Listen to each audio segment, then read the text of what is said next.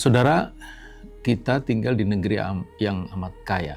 Ya, meski tentu terdengar agak berlebihan ketika para pujangga menyebut Indonesia ini bak potongan surga yang jatuh ke atas bumi.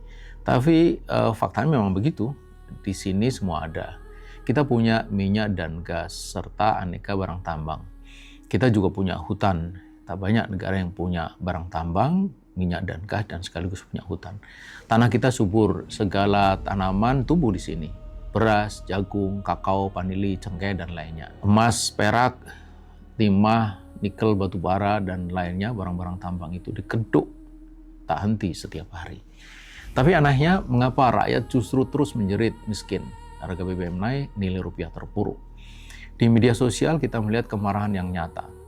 Baru-baru ini netizen membongkar bagaimana selama ini negara tetangga seperti Singapura menikmati sawit kita dengan harga sangat murah, lalu mendikte harga kekayaan alam kita. Di saat yang sama, aset kebun sawit raksasa disita dan oknum-oknum bea cukai ditangkap karena tega menyelundupkan minyak sawit murni ke luar negeri demi memperkaya diri sendiri. Mereka berpesta pora di atas penderitaan kita.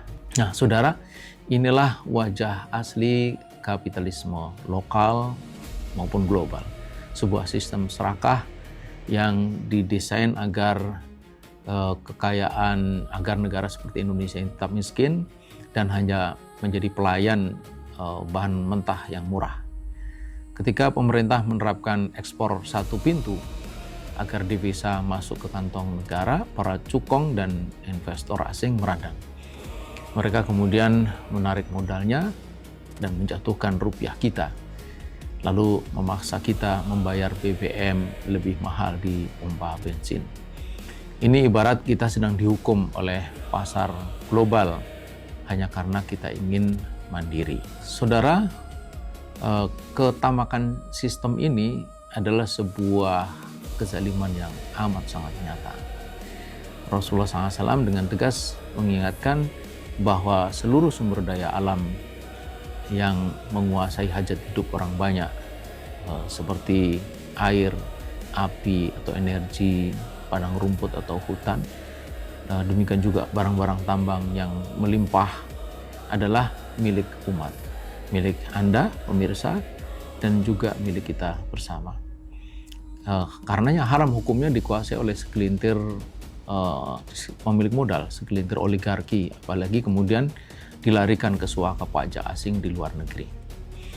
Nah, saudara, ketika kekayaan milik umum itu diprivasi oleh sistem kapitalis, rakyat kecil yang dipaksa menanggung bebannya lewat kenaikan harga-harga, maka melawan kekuatan kapitalis lokal maupun global, lalu menghentikan praktek-praktek kotor dalam pengelolaan sumber daya alam, juga praktek kotor dalam ekspor sumber daya alam melalui apa yang disebut transfer pricing, under invoicing, dan lainnya. Juga ketika melawan penyelundupan komoditas seperti CPO, batu bara, dan lainnya, kemudian merebut kembali kedaulatan alam, kekayaan alam kita, adalah sebuah kewajiban, bukan lagi sekedar urusan politik atau angka-angka di bursa saham.